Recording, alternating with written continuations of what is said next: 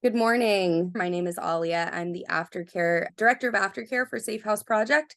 So I oversee all of our services to the rest of the anti-trafficking industry and our services to survivors. And I'm excited to bring up this topic because I work really closely with law enforcement in my area, and I get to see just the desire for more information, the desire to grow their knowledge base and do better and improve those relationships. And as a survivor and as an advocate, I get to see what having those strong relationships really means, both on the survivor side in healing, but then also on the prosecutorial and the law enforcement side of building that trust and that relationship. And so I'm excited to see how we can do that better. This will be recorded. And so if you have law enforcement that you work with that you feel could really benefit from this, please feel free to forward that. And our heart in these webinars has always been to bring people together who are doing things well, to point the rest of the industry towards them, and never to say that we know how to do this. This isn't my specialty, but it is the specialty of the people that we have on here, or knowledge base of the people that we have on. So I'm excited to get to introduce them. Today we have Rita O'Brien. Rita is a survivor herself, and she's an educator in sex trafficking. She's got a passion for justice and to educate the community specifically that she was trafficked from. She's done security, she's done police work herself, she's done photography, journalism. She's a house director at a sorority. She got her undergraduate degree at Eastern Michigan University and then got her master's in social work from Western Michigan University with a trauma focus. She's a board member of Pearls of Great Price Coalition, and she sits on the board for the Kalamazoo Area Anti-Trafficking Coalition. She continues to educate others on how to watch for human trafficking in their communities. She is a major in the volunteer organization Civil Air Patrol, which is part of the United States Air Force Auxiliary. And she serves meals at her church. She loves Lake Michigan and the sand dunes and a four-wheeler. And so we're excited to have her here. She also educates cadets on human trafficking. So I love having her lived experience perspective, and her lived expertise here is really valuable to us as somebody who really understands law enforcement and that system as well. Bill Wolf has dedicated his professional and personal life to combating human trafficking. He was recognized by receiving the Presidential Medal for extraordinary efforts to combat trafficking in persons. He started his professional career as a police officer, later gang detective, and he encountered really the insidious crime of human trafficking. Previously undetected and unaddressed, he became dedicated to combating this issue, serving as a federal task force officer with FBI and HSI. He founded the Just Ask Prevention Project, now Anti-Trafficking International, which continues to be a leader in preventing human trafficking and communities across the globe. And the U.S. Department of Justice called on him to accept a position as a member of the Senior Executive Service in the role of Human Trafficking Programs Director, where he was responsible for overseeing the nearly $100 budget that many of us have tapped into to support human trafficking programs across the U.S. And he was asked to step in as acting director for OVC and continue to serve as principal deputy director, overseeing more than $6.5 billion in grant fundings. He's been special advisor to the White House and was tasked with overseeing the first ever national action plan to combat trafficking. So now he oversees the Wolf Group, which is available to consulting.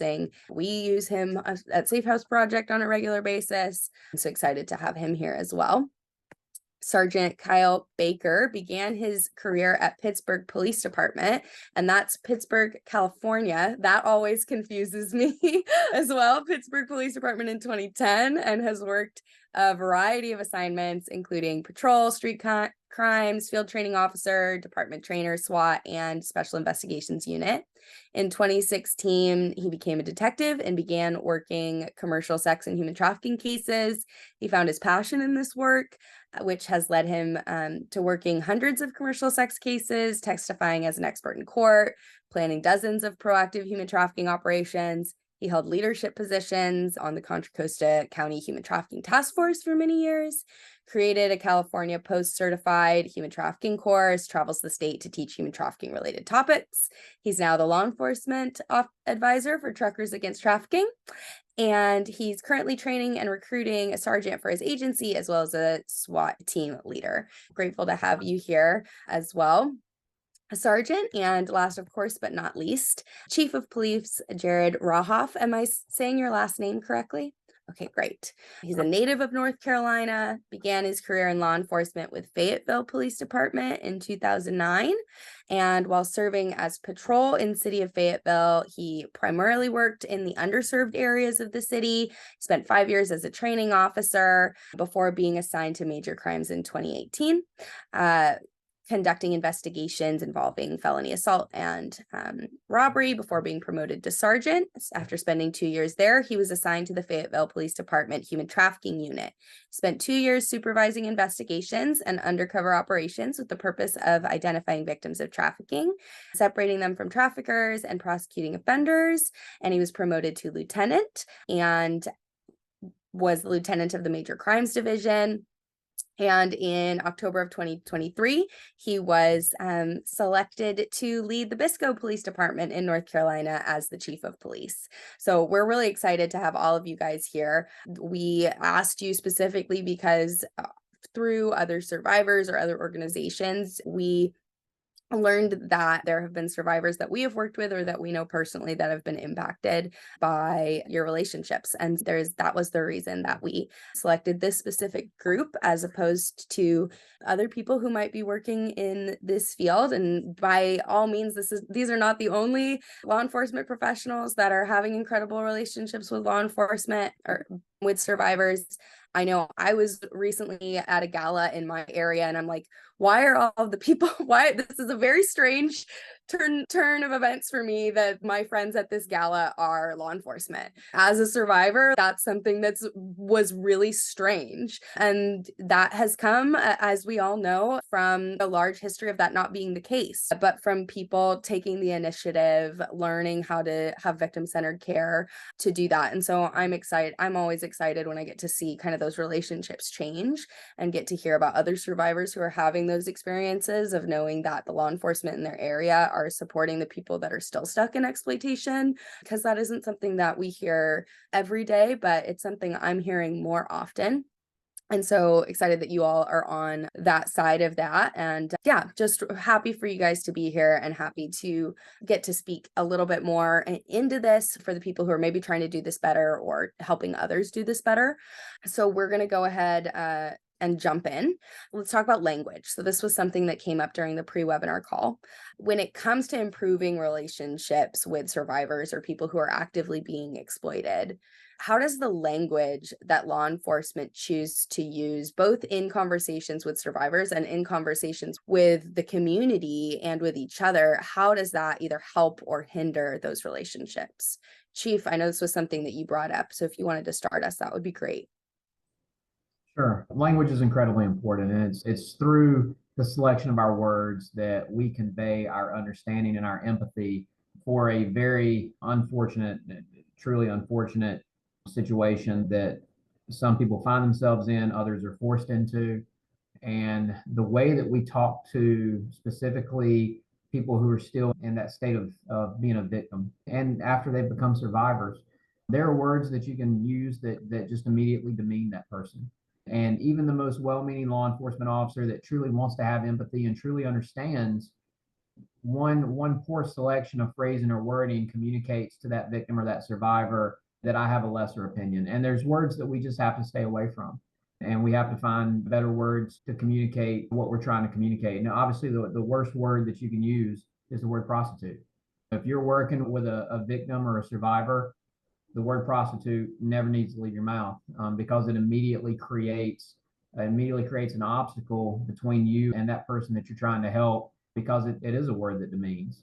And instead of referring to someone as having overcome forced prostitution, use the term human trafficking. Use the term of being a survivor. While somebody is actively working, find some other way to convey what you're trying to convey other than the word prostitute. Being forced to work instead of the word prostitute. Words matter, and it's through those words that we let people know that we understand where they're at, and that we have as much compassion for them as we would anyone else. Yeah. Does anybody want to add to that? That was great.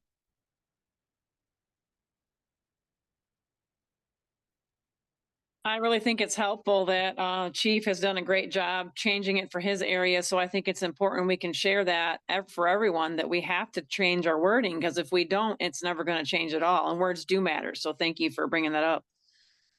Yeah, I agree. And I noticed that even when even if it's not like law enforcement speaking directly to a survivor, right? So when I'm in task force meetings and I'm listening to the way that like different detectives are describing people that they're working with or cases that they're working on, I'm taking note of that. And so I know who on our task force am I going to be able to vouch for when I, as a victim service agent, am speaking to somebody who wants to report. Which of these detectives am I going to call? And it's definitely going to be the ones that I've heard be victim centered, even when there's no victim in the room. Does anybody else want to add to what Chief and Rita were saying? I'll just add one comment, and that is, I think one thing that's important in this discussion is that, of course, law enforcement using the right words, but I think that extends also into our laws. And I think that our legislators need to be looking at the way current codes are structured, right? I know when I went through the academy many years ago, the words human trafficking didn't appear anywhere in the Code of Virginia, right? And it was just that P word that was in there. And I think if the laws don't match what we're asking our law enforcement officers to do, we're handicapping the situation to begin with. So I think that we just need to make sure that we're talking to our legislators as well to make sure that language matches and supports what we're talking about today. Absolutely. And shameless plug, if you're interested in supporting legislation, Bill has a wonderful policy webinar through Safe House Project every month as well, where he talks about these things. But go ahead, Sergeant.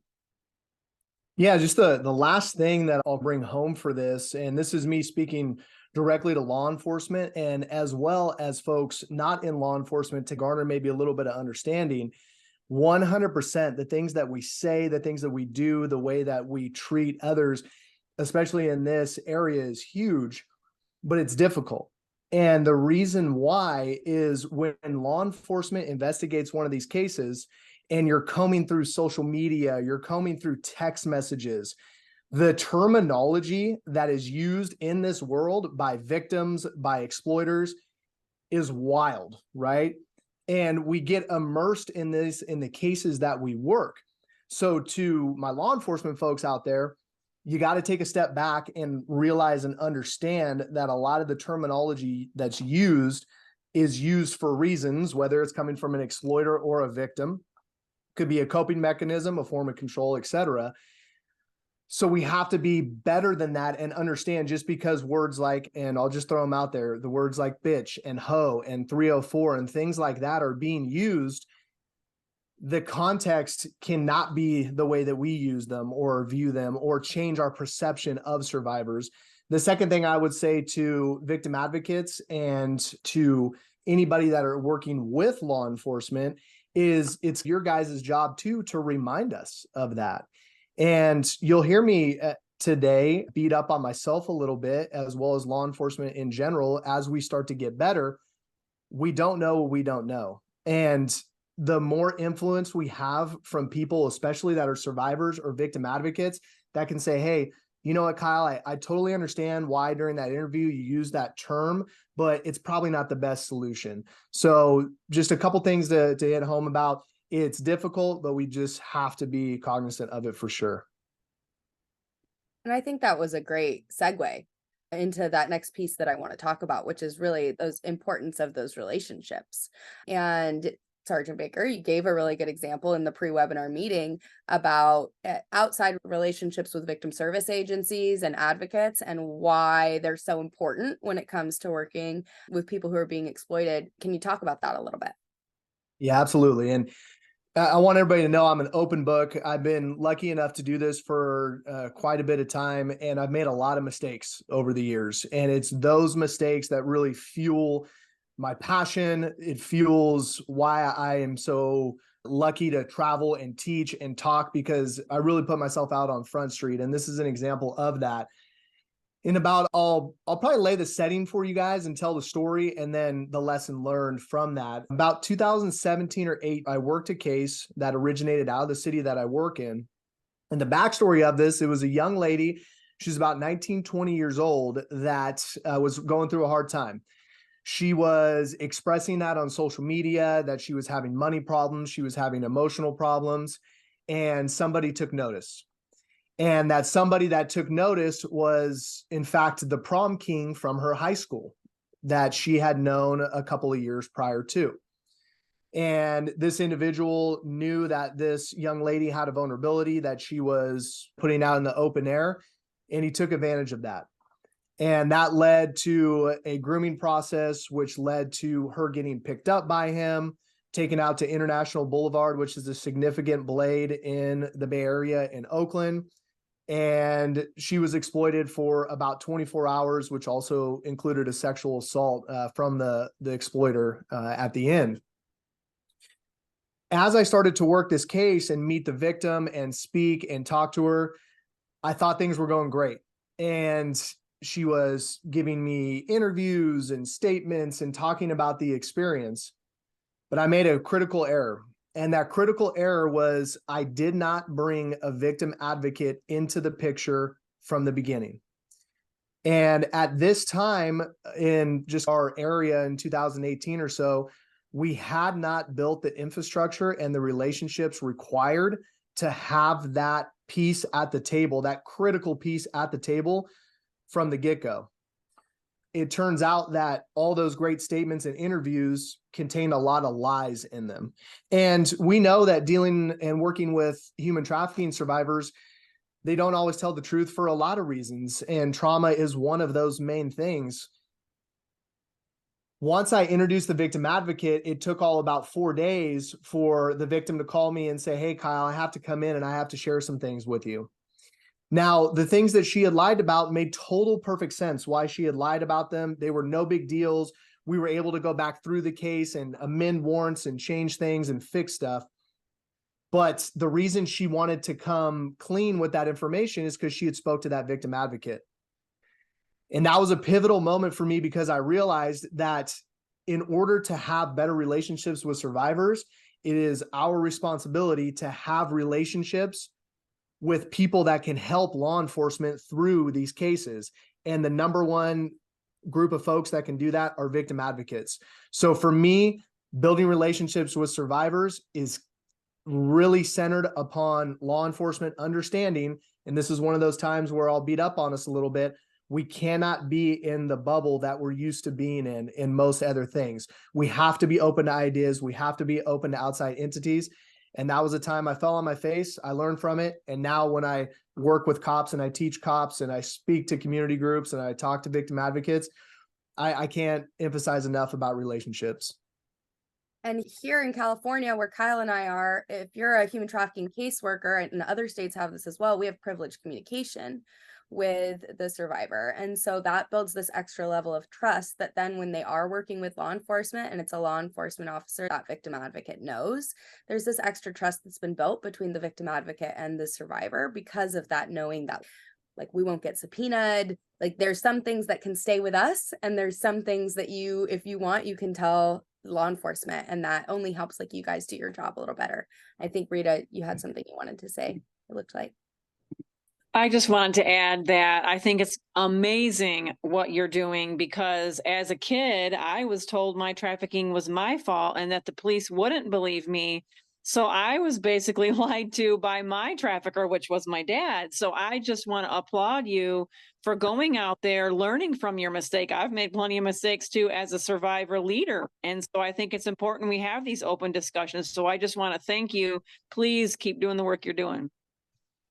Yeah, go ahead, Chief. To piggyback off what Sergeant Baker was saying, no matter how well-intending we are, right? And I think Sergeant Baker and I come from the perspective that we're able to be very human whenever we conduct these interviews. I've been a robbery detective, I've been an ag assault detective, I've been a human trafficking detective, I've commanded homicide units. There's a very different way that you go about an interview when you're interviewing a special victim or a victim of human trafficking. It's a very It's a very different way that you approach that interview. It's a different mindset that you have to have. Not all officers or detectives are capable of that mindset, and that's okay. That's okay, right? Not every high school athlete is going to be a basketball player. If you're 5'8", you probably want to stick with baseball. Basketball is probably not for you. And so there are some detectives that can convey that understanding and that level of caring, and there are those that can't. But no matter how well we are at conveying that level of understanding and caring, at the end of the day, it's Sergeant Baker, it's Chief Rahoff, it's Lieutenant such and such, it's Detective such and such. And that first word in front of our last name is 95% of what we have to overcome when we're talking to that particular individual. And if you don't have someone in the room to vouch for you, it's possible to overcome it, but you're really setting yourself up for a likely failure by not having an Aaliyah in the room, or not having a Rita in the room, or not having another nonprofit or victim advocate in the room, because there might be times where you need to step out and give that survivor, that victim, a chance to be in a space with somebody that understands them, that doesn't wear a uniform. And then whenever they're more comfortable in the space they're in, then you come back and reintroduce yourself and progress. Our goal, mine and Sergeant Baker's goal, is to meet the elements of the charging. We have to get the victim to give us the elements that allow us to go and charge the person so we can put them in prison where they belong. But it takes so much time and comfort for that victim to open up and lay out those elements for us so that we can meet the burden of prosecution. I had a survivor that I worked with send me a message one day, probably about a year and a half after she'd been rescued, and we were able to get her out of that life.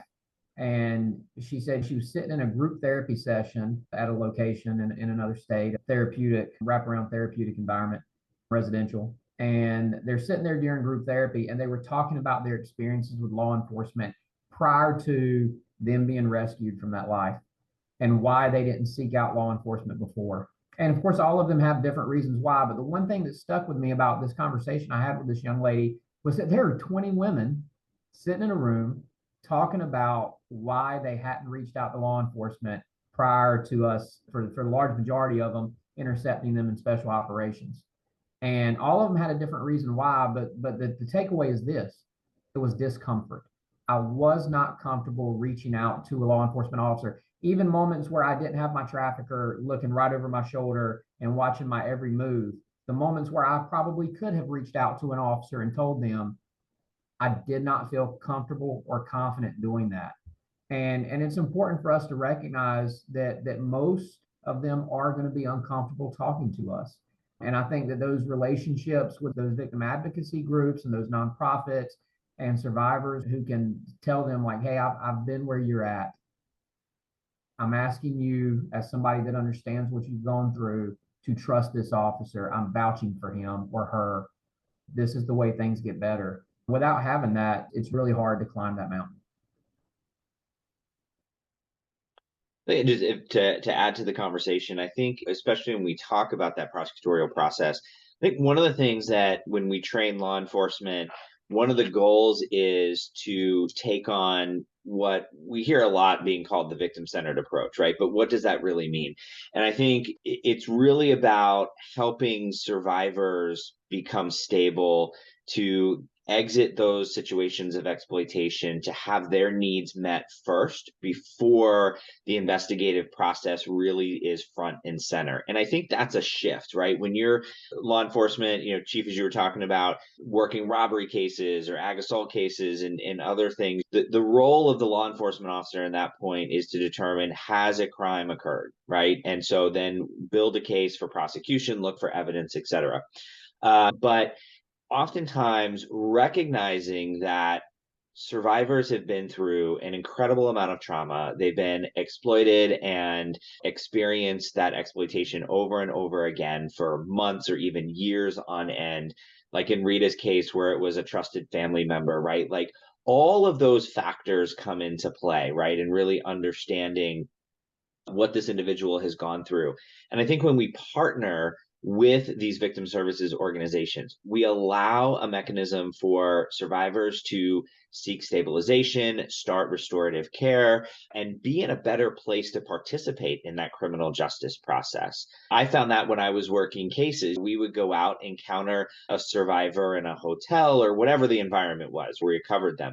Instead of trying to work that case right now, we had enough information to suspect trafficking was going on. We shifted. Our first priority was to get them into a program, to get them stable, to get them a good night's rest, meals, clothing, whatever they needed. And what we found is that increased our success rate in prosecutions, right? It decreased having to go back and have to fix statements that were made earlier on in that investigative process. And when I was in the Department of Justice, that was a big piece of what we tried to do through the Enhanced Collaborative Model Task Force program. Not a perfect program. I will be the first one to admit that, right? We're still working out the kinks on that. But the idea is that recognizing that service providers and law enforcement can can be working together, right? Can be working hand in hand throughout the entire process, from or even pre-identification, right? So helping to identify survivors of trafficking through the restorative care process as well as the criminal justice process, which can be happening at the same time. Yeah, go ahead. Along the lines of what Mr. Wolf's talking about, North Carolina is fortunate that we have a lesser included felony. The title of it's promotion of prostitution. I'm not a big fan of the title, but essentially anybody that does anything to aid in commercial sex work, we can charge them with a felony that's lesser than human trafficking. The nice thing about that is that, I agree with Mr. Wolf 100%. The survivor has to be comfortable and at that place mentally, spiritually, holistically, to be able to aid us in putting that case together. And depending on their level of trauma, that can take months. And detectives, they want to put the case together right away. And waiting for months and months for somebody to be able to come forward and start to give you what you need to put that case together, it can be frustrating for law enforcement. I'm really glad that in North Carolina we have the promotion law, because it allows us to charge somebody with that felony of promotion, go ahead and get that process started, give that survivor time to start to heal and recover, to get themselves to the place where they can come to the table and start to give us the elements for human trafficking. But at least we've gotten the momentum, we've gotten the ball rolling with the lesser included, and then we just elevate the charge once we have those new elements. If you're watching this webinar and you're in a state that doesn't have a lesser included felony charge like promotion, please get with your legislators. Feel free to contact me or really contact anybody in North Carolina that does HT work. And we're happy to discuss what the elements of that crime are and try to help you to get that crime in your area, because we found it to be a very useful tool here. There was one more thing. There was a question asked earlier. Do any of the panelists have any tips for connecting with law enforcement that aren't interested in connecting with services providers or survivor leaders? I would hope that just about in every state, there's somebody that does the type of work that I do, that Sergeant Baker does, that Mr. Wolf does. We're a small group. It's funny that we're having this webinar today. For an hour and a half yesterday, I had somebody in my office from the Lantern nonprofit, and I'm sure most people are familiar with them. And I've been in this area now. I'm an hour from where my previous agency was. I've become the agency head here. I want to bring more human trafficking operations to this area. The first thing that I did when I got to town is I sought out allies that do this same type of work. And by actively seeking out those allies, I've been able to now have a network in this county and the surrounding counties of people that understand what this looks like for law enforcement. I think we're a relatively small group. I would say even in a state like California, Sergeant Baker probably knows just about every HT investigator in the state, and I'm hoping that he'll chime in and discuss what I'm saying. But just get on Google and find a detective that does that type of work and call them and say, hey, I need help getting our local agency to the table.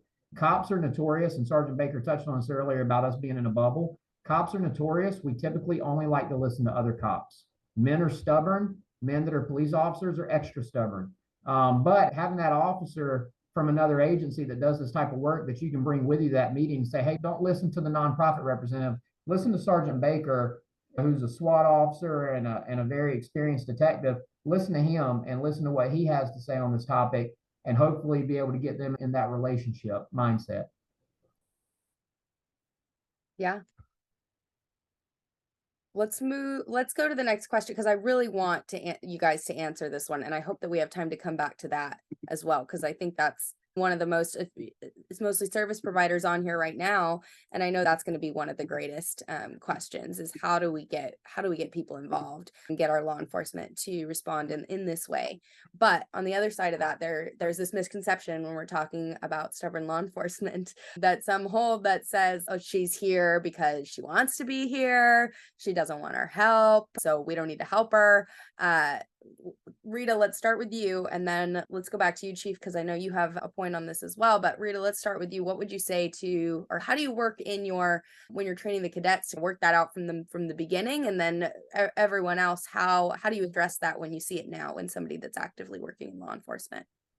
Go ahead, Rita. I think for me, it's a matter of starting with changing your wording, but I tell the cadets, hey, is that something that youth your age are normally doing? Was that something that normally happens? And they're like, no. And I'm like, let's think of another story that they could be living, and they may not be choosing it. And like I said, I've already brought up how my dad blamed me and said the police wouldn't believe me because it was my fault. I was too pretty. My trafficking was 3 to 13. So I think it's a matter of changing the mindset, which we're, thanks to you, discussions are finally happening, but we definitely have to respond with our wording in a different way. And with the cadets, it's difficult because so many of them do so many things on their phones that they think is normal. It may not be normal if they're doing inappropriate things, and it's bringing it to light privately. If you start seeing them get uncomfortable, leave the room, get sick, whatever, if they get that extreme with it, then they might have made some mistakes and they need some encouragement to do the right thing. That's great. Thank you, Rita. Chief, do you want to jump in here? Sure. And I think that the newer generations that are coming into our career field get it a little bit better than some of the previous officers that came on in the early 2000s. It's hard to change that mindset, and it's hard to see someone, or it's hard to get somebody to transition from seeing a person that is engaged in commercial sex work, and we know statistically well over half of them are being manipulated through force, fraud, or coercion. We know this, but to get them to understand this is not a chosen lifestyle for the vast majority. And it just takes that one powerful story that you can put in front of an officer to turn that light switch on. I was at a conference in Chicago a couple of weeks ago. It was actually a Special Olympics law enforcement fundraising conference. And this young lady got up there. She's 50 years old. And she obviously had intellectual disabilities. She was a Special Olympics athlete, had intellectual disabilities, and her father sexually abused her for years until he finally sold her to her first trafficker. When her first trafficker eventually didn't feel like they had any more use for her, they sold her to a second one who married her in order to be able to further control and manipulate her. And at some point in her life, she got involved in Special Olympics. She had never really had a conversation with a cop before. Cops are always around Special Olympics events. She got to know a few. Was like, hey, wait, these guys aren't bad. I've been told my whole life they're bad. And she eventually struck up enough of a friendship with an officer to be able to say, hey, my husband really isn't my husband, and he traffics me. And she made the comment during that speech that it's because of Special Olympics that she doesn't get raped anymore. Because that Special Olympics was the thing that provided her with that opportunity to get to know law enforcement. But really, the last part of that, because of my comfort talking to this officer, I don't get raped anymore. And so all these times that there was this act that she was being coerced into performing, she identified that as rape. It wasn't something she wanted to do. She got nothing but trauma and terror from it. And I don't know too many people that could hear a story like that and not immediately get it. But it's getting that story in front of them to trigger that mindset change. That's so good. It's that, and I think that this is like what you guys have been touching on, the importance of involving service providers, involving survivor leaders in these conversations and these trainings. Bill or Sergeant Baker, do you want to add to this point? Go ahead, Go ahead, Sarge. Bill. All right, I'll jump in real quickly. And honestly, this is something that still happens. Just to be 100% frank, it's a hard thing for cops to understand why somebody just doesn't walk away. And we all know here that question and that reasoning is rooted in a lot, and it's a lot to unpack. But I always tell the story about Caitlin, and Caitlin was a young lady I met in 2019 during an operation, and she wanted nothing to do with us. Absolutely zero, nada, with the victim advocates, with us, our best efforts forward. We knew she was being trafficked. Everything that you could think of from both sides of the coin just were not working. And it was not until she was ready to tell us about everything that she came forward after a particularly violent night and shared her story and allowed us to kick off that case. But I always share that because that initial encounter with her, while very negative, there's a part of a law enforcement officer that may want to say, okay, we tried, we gave it our best foot forward. This individual doesn't want our help, and that's their decision. But the truth is, exhausting all options is never really off the table. And a week later, when we're talking to her and she's bringing up videos of her exploiter pouring alcohol on her and making her rub a makeup palette on her face because she didn't do the makeup correctly like he thought, that those type of cases are so impactful for the investigator. And so really it comes to two groups of people. It comes to cops that are willing to share with other cops about cases like that. And truly it comes down to survivors that are willing to share their stories. And that's why with folks like you, Rita, and Aliyah, there is nothing that we can say that is more impactful than the stories that you have to share. And so it is so meaningful and just amazing when survivors are willing to share those stories and be vulnerable about them, because I know anytime that I've benefited or heard a survivor story, I've carried that with me to make me better. So thank you guys for what you do, for sure. And I cannot share enough, whether it's victim advocates or survivors, keep going to those law enforcement functions, keep putting your name out there, keep sharing your story, keep being persistent, because it takes folks like you to really change the landscape. So I appreciate it. Thank you. I appreciate that. And I know looking at the chat, I recognize a lot of survivor leaders and lived experience experts that are on this call. So I know that they can use this recording as well. So I appreciate that. Bill, go ahead. No, I don't have much to add, really. I just want to echo those points. Like, the survivor leaders are critical and need a seat at the table, right? Because they do help us to understand in the field something that we could not have experienced, right? And I think, the chief was talking earlier about empathy and compassion, right, in these cases. And I think that to be able to put a face to a story, right, it means so much to be able to understand that these are real people, that real things are happening to. I think that I also want to just point out, and I think that we have to understand, because this is something that has related, in understanding that law enforcement officers and first responders experience a lot of trauma too. They see a lot of crap. They see a lot of bad things. And so I think that when we can humanize both sides of the situation that are interacting with each other, I think that's incredibly important. And I would hope that the survivor leaders also carry that back into the NGO space, the nonprofit side, and talk to other folks about, look, not all law enforcement officers are bad, right? And starting to have that go both ways, right? Law enforcement understanding the survivor experience, and survivors understanding the law enforcement experience of what they see day in and day out. And I think that when we understand where each other are coming from, we create a much more holistic response, and we can then strategize very real solutions that benefit everyone involved. It's great. And I'm going to kick this next question to you too, Bill. When we do this well, when we have these good connections with survivors, what outcomes do we start to see, and how does that affect survivors? How does it affect law enforcement? How does it affect cases and prosecution? Yeah, that's a great question, right? And I think if we look at it from the perspective of the three P's that we all talk about with trafficking. One, prevention, right? So when everyone's working together, we're preventing future victimization, we're preventing re-victimization, right? Because if survivors are afforded an opportunity to seek restorative care, to seek stability in their lives, to seek opportunities outside of these exploitative situations, then it reduces the likelihood that they're going to go back to exploitation or be picked up by a trafficker again. And so I think that's incredibly important. We start to chip away at the effectiveness of the traffickers, right? Because now we're getting those stories out there. We're getting more people are understanding, and there's that awareness piece that goes with it.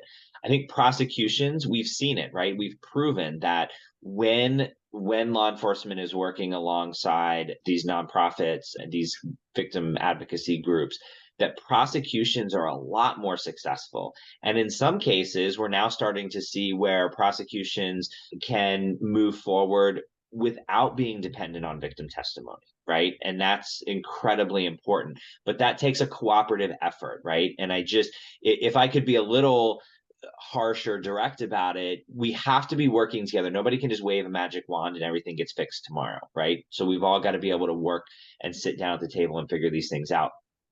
And then, of course, protection, right? So we know, again, that the survivors are being afforded opportunities to seek restorative care there. And also, I think Chief was mentioning it earlier, that right now it's who do you have in your phone to call, right, to seek this stuff. But when we start to build out networks, I'm going to give a little shameless plug for Safe House Project. When you have organizations that are going through a certification process, right, that helps law enforcement know at 2 o'clock in the morning when I encounter a victim of human trafficking, I know that this particular location is certified, they're good, they're providing good services, they're stable.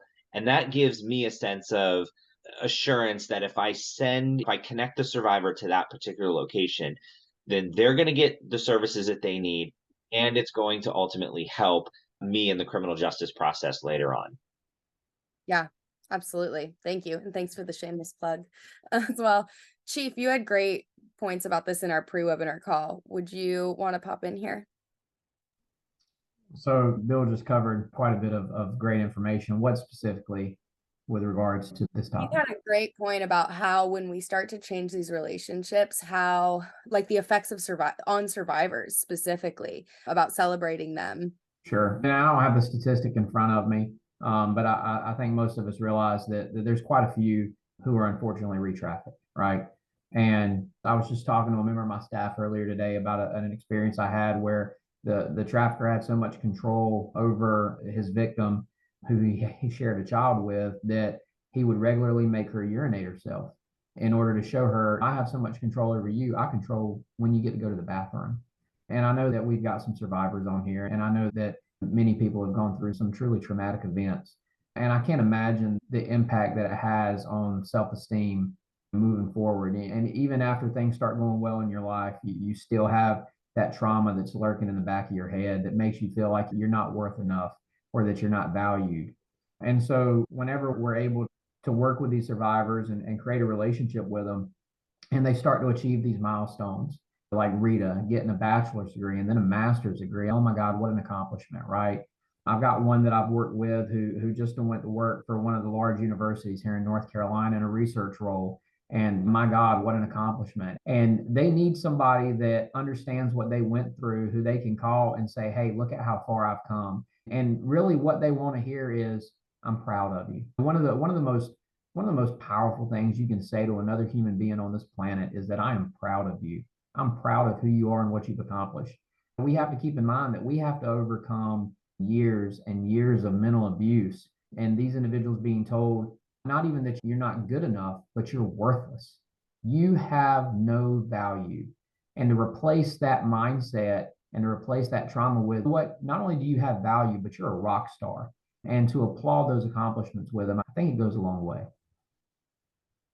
It does go a long way. And I know as a person with lived experience, I think it always feels like it comes out of left field too. You don't realize that you needed that.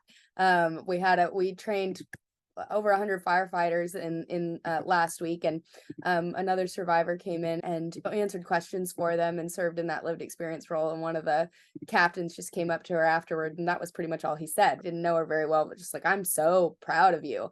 And myself and the survivor and the DA like all had to turn around because it was, you don't realize how much those words are going to mean. And I think from different sources. And I agree with you there.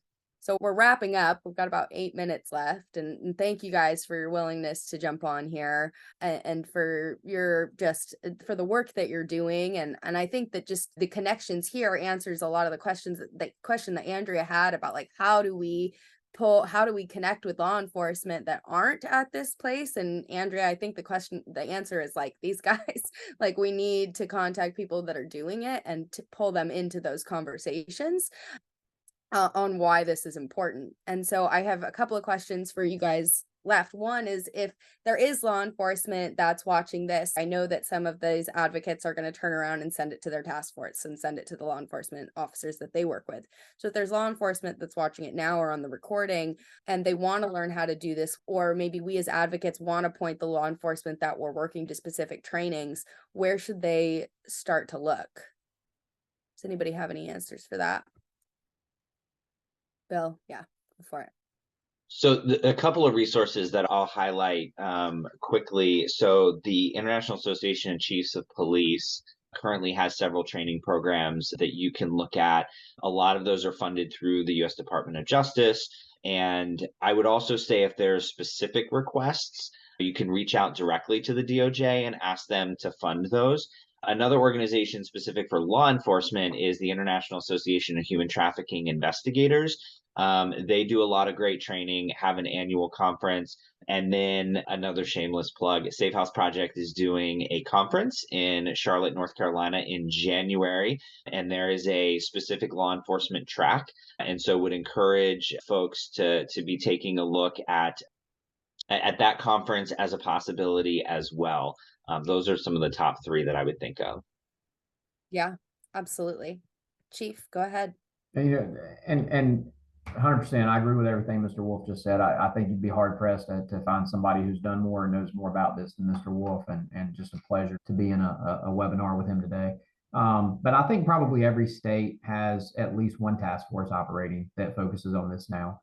It seems that every year I'm hearing more and more about officers that have worked in this field, and that they tend to work in task force units because it brings a lot of resources to the table that agencies are trying to meet the needs of their community. Their budgets are finite, right? And they don't have unlimited dollars to spend on human trafficking task force. Even if they wholeheartedly understand the purpose behind it, they've got their agencies have other things that they have to spend their budget on, and it's understandable. One thing that I would encourage officers to do who are interested in starting this type of work, reach out to whatever your state investigative agency is. Here in North Carolina, we call it the SBI. I know in South Carolina it's called SLED. I think in Georgia it's GBI. But reach out to them and say, hey, can you connect? I'm an officer at such and such agency. Can you connect me to your special agent that works human trafficking cases? And just ask that special agent, hey, who does this well in our state? What task force are out there and what counties that do this? And ask your command staff, like, hey, can I go connect with these people? I promise to bring back good notes, but can I go connect with them and just see what they're doing? You know, what you'll find, and I can say this now as a chief, what you'll find is that if you bring a good idea to your chief and you do a little bit of research on it and you're like, hey, we have this in our community. This is a need we have, and I'm willing to go and do the heavy lifting for you, chief. And I'm not going to require a whole bunch of your time. I'm just asking you to give me the authority to drive out here this day, take some good notes, come back and put this together for our agency. And here's the benefit for our community. You'd be hard pressed to find a chief that's going to say, no, I don't want you to go and make this agency and me look good. So sometimes you have to give people their own good idea. But I think reaching out to that state investigative agent, because they're going to know who's doing it well and who you can hook up with to get that started. Yeah. Does anyone else have anything that they want to add there before we close up for the day? Go ahead, Rita. I would just like to remind people, everybody on here, thank you for being on here, but please remember to go in our communities and educate with whoever you can properly that's been educated to teach, because we can't put all the weight on our law enforcement. We have to take this as a community action thing, not just, oh, the police have to fix it. We have to do it as a team. So thank you, Aaliyah, for what you're doing to make this happen. Yeah, absolutely. It's my pleasure. And I appreciate you guys being willing to share your expertise and how you're doing this well, and to be able to have this as a resource now to act as one of those things. Hey, I saw this great webinar, take a look at it, and to be able to point to those additional resources. So thank you guys. I'm not going to take up more of your time. I know that we all have schedules that look like mine. And so again, thank you for your willingness to jump on. Attendees, thank you. Enjoy the rest of your year, and I'll see you all again in January.